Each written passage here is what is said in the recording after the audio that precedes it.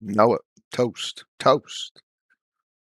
Ladies and gentlemen of the crypto space, we're live on a Wednesday, June 16th at 11:30 a.m. There's two interesting things that come up to talk about today, and we talk about how we get to a place of conviction. Mind the static on my shirt, not the best color. Conviction is achieved after many abandoned positions. I say this from my experience specifically, meaning I've been in this space for a long time and DeFi since the beginning. And it started getting hot in March of 2020, and Uniswap was less than $1 million a day. And I was one of the first liquidity providers on Curve after they launched. Probably the first um, Bitcoin liquidity provider to Curve. I was one of the first liquidity providers to Curve on Polygon. At one point, I owned 25% of the entire pool. That was interesting. That didn't last long, but it's been an interesting ride, and conviction is only achieved after playing with all these possible options and we're starting to understand the risk of various positions and ultimately concluding I don't want to be exposed to risk. I want to be exposed to a position that I don't have to look at. I want to execute a business strategy where I'm not thinking about my principal, and all I have to do is look at my weekly returns. If my weekly returns are down, I could consider alternative positions to boost my weekly returns. But considering the way the position I currently have works, I expect weekly returns to just increase over time as I own more and more coin, more platform revenue share over time that just grows and grows and grows, along with the revenue of the platform that just grows and grows and grows. And I'm obviously speaking about Curve at this point. I mean, 5 years from now, would you expect there to be more or less revenue, more or less transactions? I expect it to be multiple competitors. I think that $10 billion in Curve is trivial. It's basically zero. Might as well be zero. There's quadrillions of dollar bills on this planet that the Fed has just poofed out of thin air. Quadrillions. So basically, the entire crypto space is zero, has zero money. It's just starting. And he'll probably say that when it's a $10 trillion market. And then $10 trillion market is really when the velocity kicks in, and because then it's a decent market cap size, and that's going to suck in more capital in search of opportunity, because that's all monetary velocity is. It shows it's a metric that manifests when there's a creation of money, and that just sucks in capital of persons who have capital seeking yield, seeking a return on their value. That's where we are. So people have to find where they want to be, and you'll draw on your experience of where you were. And you should not be necessarily having to flip flop positions on Ethereum L1. It's expensive. The transaction fees accumulate. You could be pretty mobile on Polygon. You could do whatever the hell you want, but you're going to have slippage, and there'll be capital loss there. But I remember many periods of time where there was a frenzy of uncertainty in my mindset. And I'm seeing this position, that position. What do I do? Do I move capital? Is the principal gonna outperform? That's that whole Iron Finance Titan thing right now. It looks so incredibly lucrative, but there's got to be some uncertainty, a little bit of risk, a little bit of doubt, and that's not a long-term position I would want exposure to. You got to babysit that position. What if shit hits the fan? Not that it will, but what if? There's a difference between being allocated to a position that's a what if, or yeah, it's a pretty good position and it's nice and calm, it's predictable. Those are the positions I seek nowadays. And I always tell folks it's not about making as most money as possible, because making as most money as possible, as much money as possible, requires excess risk, which requires babysitting, which requires time. And the whole point of this space is not to spend time. The whole point of this space is to make your value work for you, is to do something different, not the same. Don't attack this space like legacy finance. Then you're just doing the same shit people did in 2017 and 2018. Got, definitely gets a lot of people far, buy low, sell high. But I don't want to put in that time. I've done my time. I've worked my time. I've put in my effort in business, in jobs and companies, and now is the time for me to pursue financial freedom, where I'm able to generate enough capital on a weekly basis to cover my overhead, my bills, and my expenses so I am free from financial repression. I will work. Love my current jobs. The company I work for is quite enjoyable, and I'm free to express myself. My bills are paid, which means the income is extra. And that's freedom, where I could speak my mind. I'm no longer repressed. Financial freedom is the final frontier. The majority of society doesn't achieve it. The few that do often don't realize how meaningful it is. Maybe it comes from inheritance, generational wealth, so on and so forth. But the few that traverse the boundary of financial repression to financial freedom, that is a heck of an achievement. A psychological awakening, a psychological release. It's a profound moment.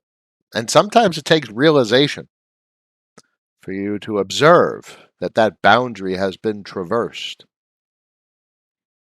But the crypto space is where this opportunity is. It's not in legacy finance. There's no way to achieve financial freedom in legacy finance because we work. And who the hell is going to spend that time necessary to traverse the legacy financial system? 2, 3, 4, 5, 7%. Woo! If you're lucky in some ridiculous REIT that's a zombie company and has debt up to wazoo and their balance sheet is something I would never execute, I would know because I execute and deploy a balance sheet that is solvent. Any debt I have, I can pay. There's how a zombie company, by definition, is the debts they have they cannot service, or they have more debt on the books than principal. It's time to do things different, boys and girls, and it's time to answer some questions. Today's episode is sponsored by Change Angel, the non-custodial swap exchange for social good. Stop depositing on exchanges, not your keys, not your crypto, non-custodial DeFi, or nothing at all. Bam, let's pop it over to the main screen and see who's in the stream. Alex is in the house. Good morning, Kenji. A pleasure. Ding, ding. Ding, ding. Good morning, Noah and friends. I've successfully convinced my dear friend to look into Curve Convex. It's something to look into, and it's for everyone to come to their own conclusions about the best place to allocate their value. Because if a person is not comfortable with where they've allocated value, they will have doubts and they will want to potentially reallocate their value. And they'll want to experiment in the crypto space and buy a boatload of iron and titan and take risk to make a fortune from nothing. 10,000, 10 million% returns, where you have to wake up the next morning at 8 a.m. and be like, what the heck happened to my position? I want to go to sleep and wake up and know that I have more capital, not potentially a fortune or potentially less. I want certainty and less uncertainty, predictability and less volatility. Hillis is in the house. Good morning, Hunter. Hey, Noah, can you talk about 3 curve? 3 curve is dollars. It's basically a derivative of a dollar. It's USDC, USDT, and DAI. Now, clearly, there's a conversation to be had about the merits of all three. Many people will talk about stable coins and how they fold into a CBDC or a government digital currency. Rohan Gray was talking about that. He has his opinions about the crypto space, but generally, You know, his knowledge and capacity to articulate is absolutely incredible. He's not obviously as passionate about the crypto space, the open, unregulated crypto space, as many are, but knowledge and experience and wow, extraordinary what Rohan brings to the table, presenting in front of the Senate committees. But I know there's a couple of things to consider from stablecoins and risk. We I justify exposure to them because there's just no opportunity in legacy finance. There's no opportunity. There's no chance at financial freedom. There's a guaranteed loss keeping capital in the bank, and there's a chance of financial freedom in the crypto space. And I know that I played the legacy financial system. I played stocks, bonds, REITs, growth versus value. You're not going to get anywhere compared to what you could do in the crypto space. So sure, you could have your astute academic evaluation of stablecoins all you want with regard to their stability, risk, so on and so forth, or systemic meaning. But from an opportunity perspective, it's undeniable. What could be achieved is unparalleled. Anyway, Bitta, good morning. I wish to help you, Bitta. I try my best. I recall saying I would be able to get on your Instagram a while back. I'm just swamped. I apologize. I'm always here, and I wish I could help. A lot of people reach out to me. A lot of people are trying to get office hours. I just don't have the time, ladies and gentlemen. I got off work at like 6 o'clock last night, and I just collapsed on the couch with my 2-year-old daughter. And before I know it, it's the end of the day. And balancing work life is an extraordinarily important achievement. And I'm only getting decent at it, definitely not good at it. But that's part of the financial freedom offered by our crypto space opportunities.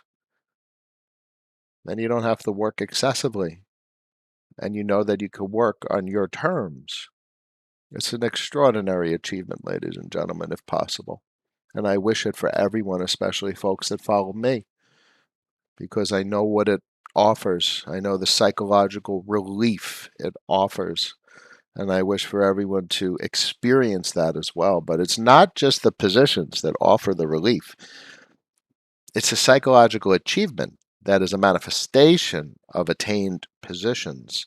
So, first, you got to find the positions, but then you got to realize that the positions warrant conviction, and that the conviction combined with the position says, all right, this position works. I don't have to think about it much. I can sit back, relax, know that it's a risk minimized position, and it generates revenue. And you model it as a business, and you think about the space differently, take the contrarian approach, and achieve monetary salvation. Michael, good morning. Not even where I am. The thoughts on the current battle between Curve and Saddle. Yeah, this is going to be fascinating. Um, Highest level perspective, Curve Finance has network effect, which is everything. We're talking about fundamental human behavior. The market leaders, from a disruption standpoint, that's not even remotely considerable. What I find fascinating is knowing how nascent the space is, meaning the $10 billion they have in capital is basically zero compared to the quadrillions in global capital. This space is just starting. I know that the curve monetary policy is extraordinary. I know that a yarn is a parasite or a leech on the monetary policy, which is not necessarily a bad thing. It keeps the price of curve suppressed, which, if you look at the space like I do, that's a good thing. Now I can acquire curve cheaper because all I care about is the weekly revenue stream. I don't look at the principal. I'm not looking at the principal. That's what I'm training myself to do. What I care about is the weekly returns and more coin. So that's part of a free and open system. And, a leech and parasite is not derogatory. That's just by definition the nature of the protocol implementation. It's not necessarily a bad thing. I hope all folks involved don't start to get hostile. I mean, I think all responses thus far are appropriate. You know, if Saddle is engaged in copyright infringement, that's an issue. It should be addressed. Yearn has a right to be a little defensive about questioning its protocol implementation, but that's okay too, because there is things to question about being a parasitic protocol implementation. But that's okay. It's okay to question things. It doesn't mean we have to get excessively defensive or hostile. You know, all these protocols, even a parasite works in not synergy where it's constructive relationship, but it's a parasitic relationship. All these protocols have a relationship, and you know, a cause and effect. Causality applies to the relationship between the protocols, and obviously, convex is the probiotic of the curve space.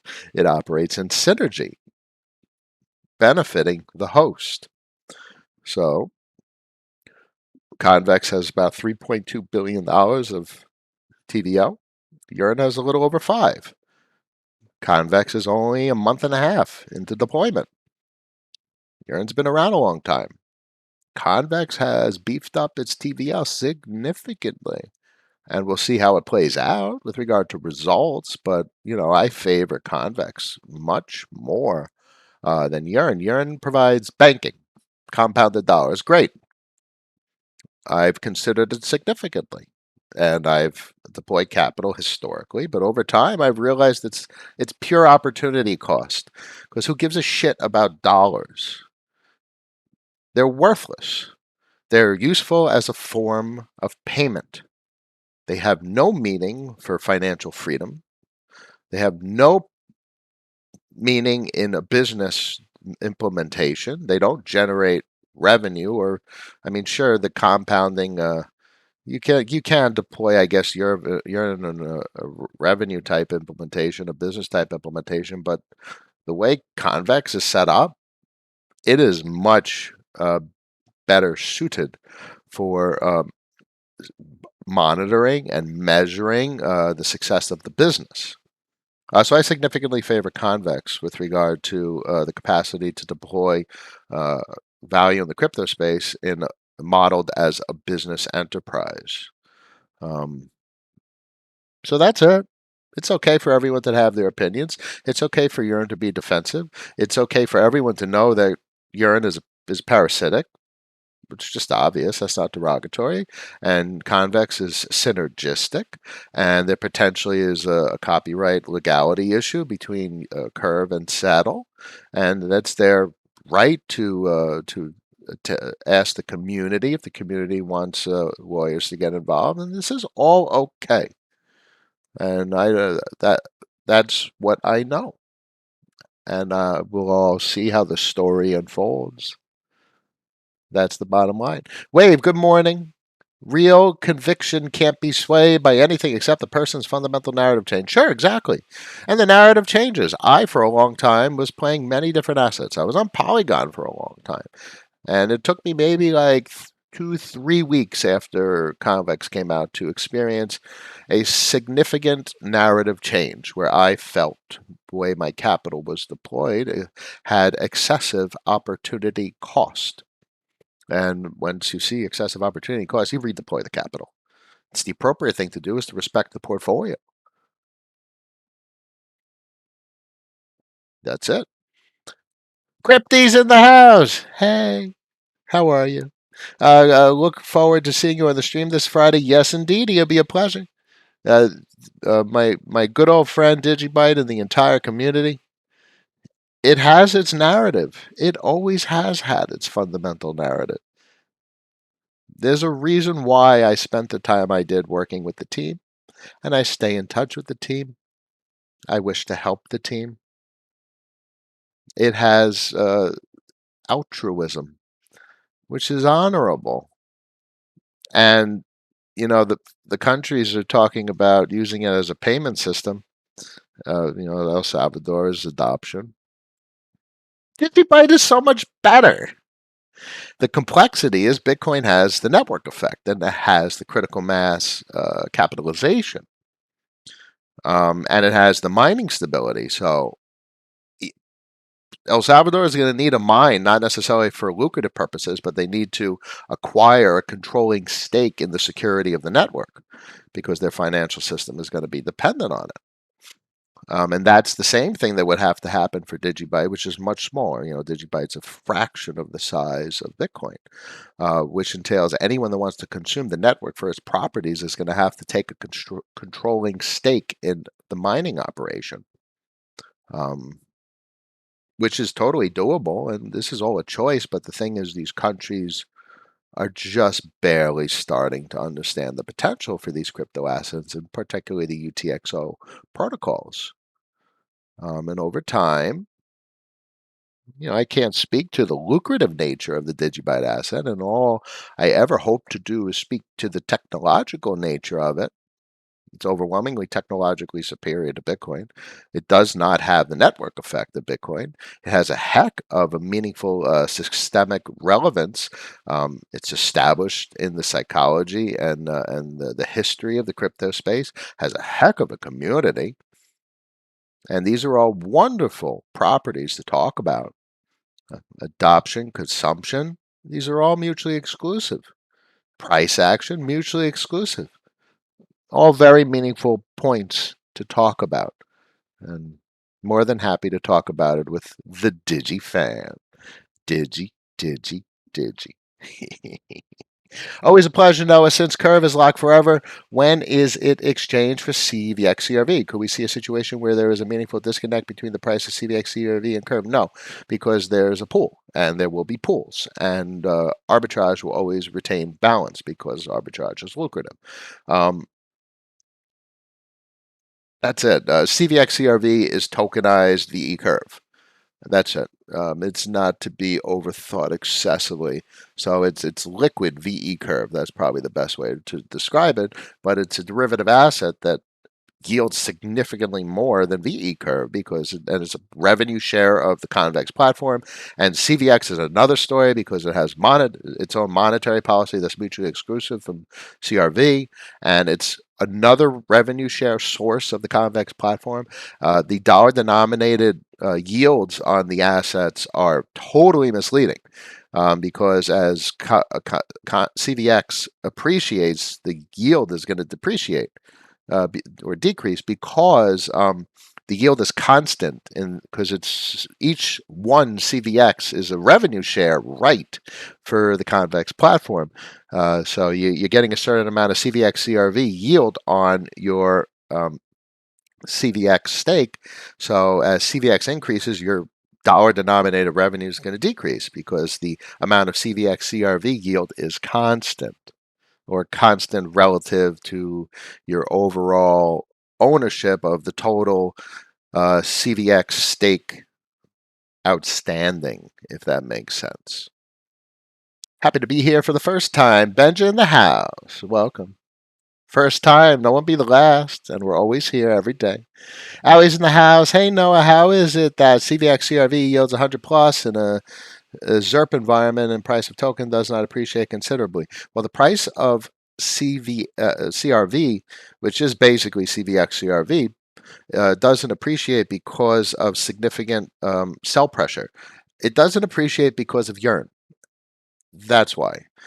But based on charts and trends, it has the likelihood to attain critical mass to appreciate, even considering the parasitic effect of the yearn platform. Yearn has an immense sell pressure that totally suppresses the natural price discovery of the asset. Um, that's why. So it has 100% yield. It's legitimate revenue. 3 CRV yield is literally transaction fees. The curve yield is the incentivized emissions from all the LP provided on convex, or the LP provided on curve that's placed in convex derivative positions. And CVX CRV receives a platform revenue share, or share of all of that incentivized yield. And to top it all off, Convex also incentivizes with CVX the CVX CRV positions. So that is some serious yield from platform transaction fees, platform revenue share, and monetary policy incentivized emissions. in the crypto space, those are all legitimate, sustainable sources of revenue. Now, bear in mind, depending on the monetary policy of convex, incentivized emissions might not be in not in perpetuity, but might not be of an extended nature. Curve has a very obvious emission schedule that's basically disinflationary. It's decreasing in emissions over time, which is basically decaying inflation, which is the same thing as Bitcoin. Bitcoin is a decaying inflationary asset. It's a disinflationary asset, less inflation over time, fixed max supply. But the circulating supply is always increasing and decreasing every 4 years. Anyway, the yields will come down as increased liquidity floods these LP positions, and the incentivized emissions will be diluted. But in such a scenario, I also expect base APYs and transaction fees to increase significantly. I don't know, and speculatively, it'd be nice to see if the base APYs keep up with the dilution of the incentivized returns, but I don't think it'll be 1-to-1. Killis is in the house. Always a pleasure. Digibyte. Is there something that Digibyte can do development wise to make a presence in DeFi, or does DeFi need to be acceptable to DGB? DGB, Ren DGB, needs Aave. Been saying this for months to the Digibyte crew. It needs collateralizability. When you have an asset, we know from the legacy financial system how our assets are used. And contribute to monetary velocity. And we know how things have played out in the DeFi space and why they've been successful, because they're completely analogous to the way these financial networks have worked historically in the legacy financial system. Ethereum L1, Aave is a money market which facilitates lending and borrowing, which creates monetary velocity. It's the same thing that happens in legacy finance with the government money markets and the measurement of Fed M2 monetary velocity, Federal Reserve statistics, we could get these same types of statistics for the DeFi space. So the most fundamental thing for a financial asset is a capacity to be collateralized, so you could borrow against it to generate working capital, or at least to rehypothecate the asset. So Aave facilitates the most fundamental of banking infrastructure in the DeFi space. And that creates monetary velocity, and monetary velocity is a psychological factor which sucks in liquidity. It just draws it in hand over fist because it's opportunity. If I could lend my Digibyte for 2% interest, or if I could at least borrow cash against it, then I could take that cash and generate revenue, a weekly revenue stream. Or I could take that cash and buy Digibyte and attain a long position. So that's just fundamentally where it has nothing to do specifically with Digibyte. It has to do with all assets. Equity access. Equities are powerful because you could tap the equity in the assets by collateralizing it. It's why the housing market does what it does. When you get a HELOC, home equity line of credit, you have a house, you have all this capital just sitting in the house. I want to access the value while I'm still living in the house. So I have all of this Digibyte, let's say. I have 100 grand with the Digibyte. It's just sitting there. It's not doing anything. It's stagnant equity. But I want to borrow 50 grand so I could get 20% interest. 10 grand a year. So I have Digibyte, but now I'm also making $10,000 a year. That is what Aave facilitates, at least at the foundational level, not necessarily the revenue stream. That's more like a market maker type position, or the DeFi applications, AMMs broadly, but that's what we do in DeFi is we seek out yield bearing opportunities. And for myself, obviously, I talk in excess about Curve as the source of sustainable revenue, especially on dollars. So that's how it works, and that's really what's needed for Digibyte is to get Ren DGB on Aave. Could be on Polygon, it could be on Ethereum L1 or whatever network Aave is deployed on. There's other there's other money markets. So and other platforms. And Ren has been minting on a lot of other platforms. They're definitely cross chain at this point. So don't have to focus necessarily on Aave and Ethereum.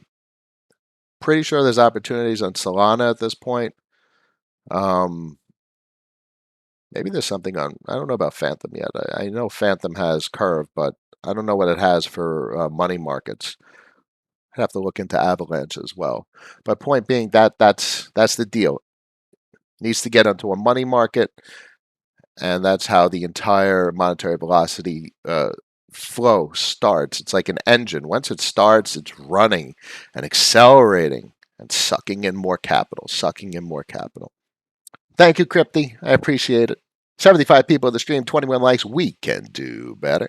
Ryan, is the risk with Iron USDC pool simply about the protocol sustainability? The risk with Iron USDC is Iron is backed by Titan. It was backed by USDC until they introduced Titan, and Titan is starting to be a significant part of how Iron is collateralized. Now it's a programmatic stablecoin, meaning it's very easy to maintain if Titan is appreciating, but if Titan is depreciating, the question is how the algorithms hold up the stablecoin peg of Iron. It's just something I don't really want exposure to, and at this point. Damien, how old is Noah? 38 years old, ladies and gentlemen. Joe, spending time on the couch with your 2-year-old daughter is what it's all about. I try my best, my little angel, my little angel.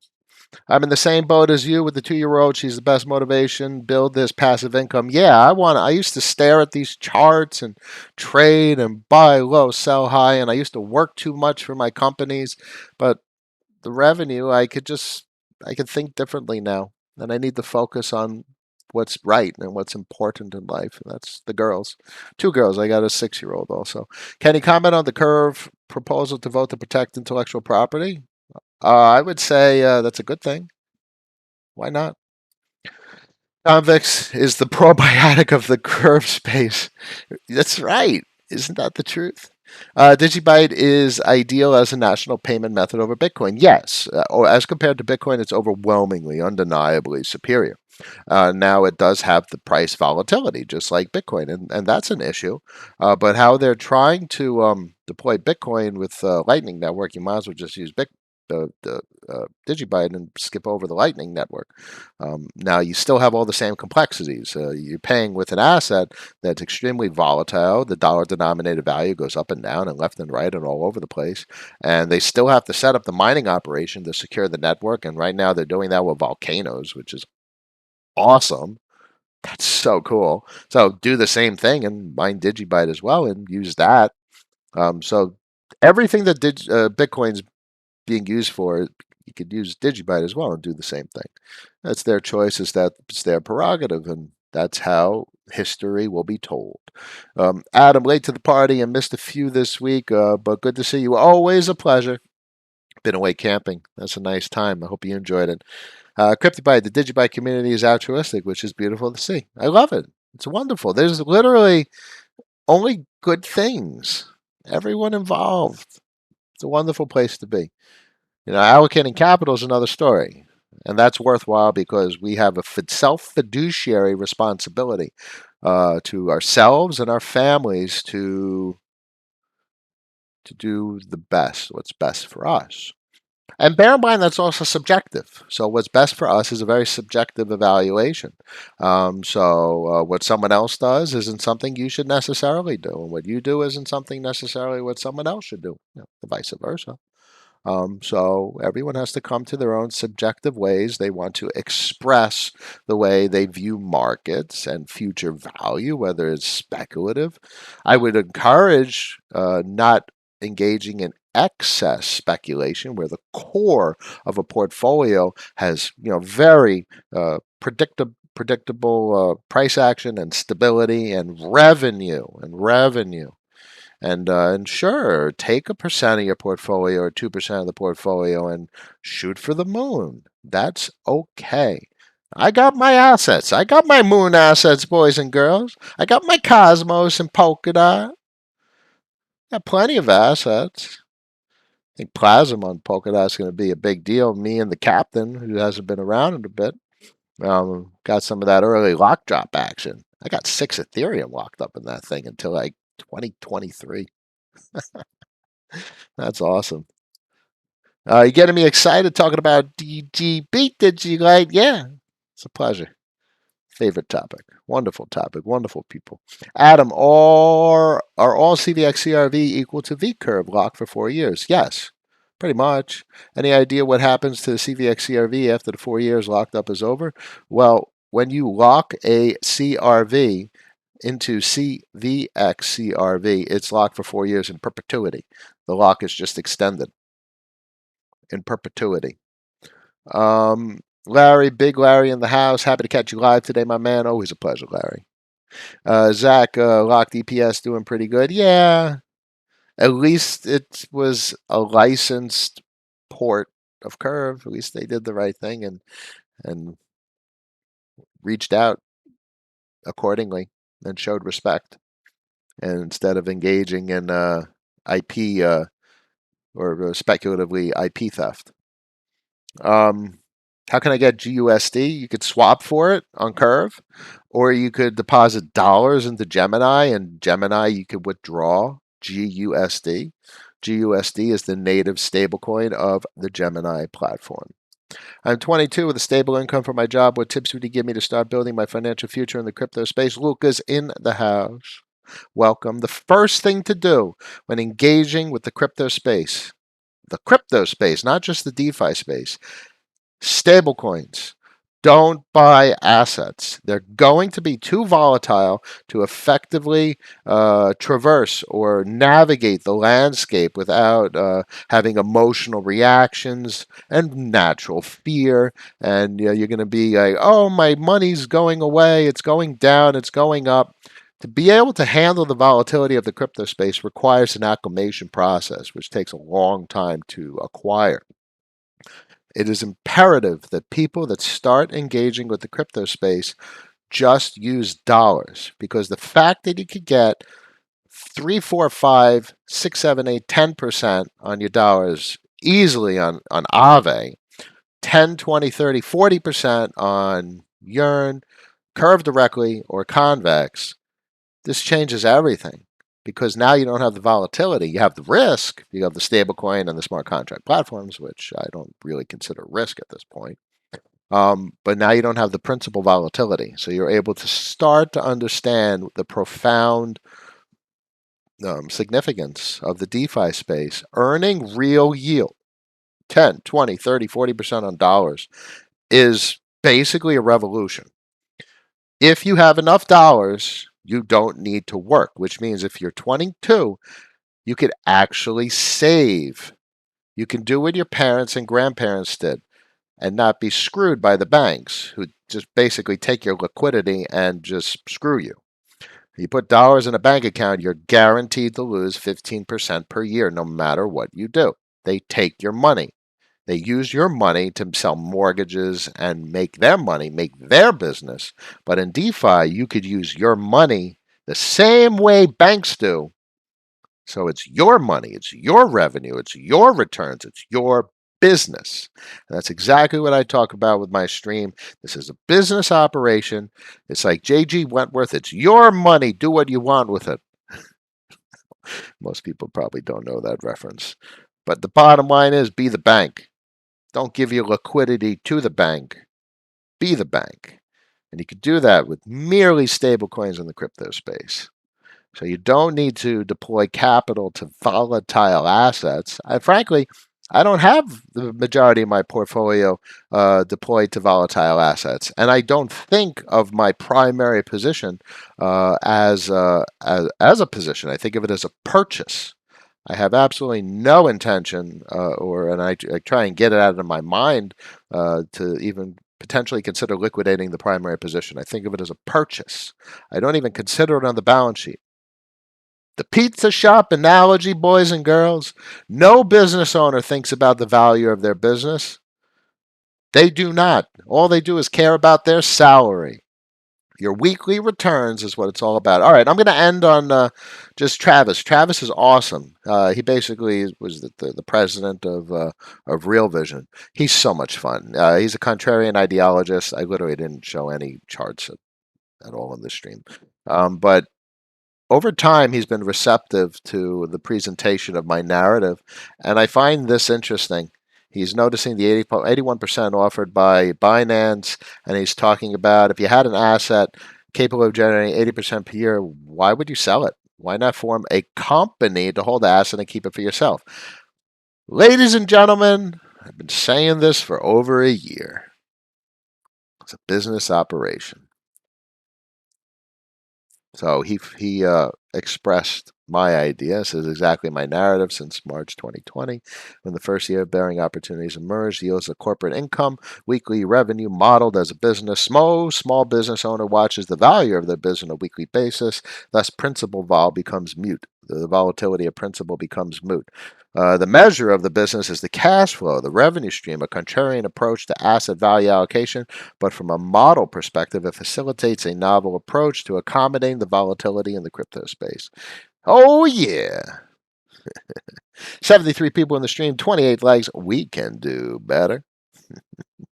Well, let's wrap it up. Peter, well, JG. Luca, thank you. You're very welcome. I'm always here. RJ, are you able to buy plasm on the open market? I don't think so currently. How much money minimum do you think you have to put in the CVX to make the gas fee worth it? It's not for me to do the economic analysis. There's nothing wrong with operating on Polygon, deploying stablecoins to Aave, borrowing stablecoins, building a Matic position using stablecoins. There's a plethora of viable business model strategies. So there's a great deal of expense associated with operating an Ethereum L1. Look at the gas price is spiking to 43. It's going to be way over $100 transaction currently.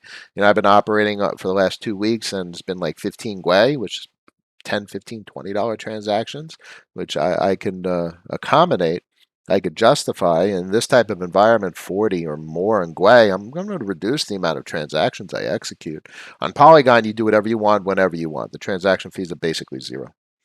Anyway, let's wrap it up. Wednesday, June 16th, 12 p.m. It's always a pleasure. Discord's hot. Got people in there 24 hours a day talking shop about the same stuff we do on the stream. People figuring it out, how to do it different, how to be the bank, how to structure everything from a business model perspective, how to look at these crypto markets in a contrarian way. Be different. We can do better.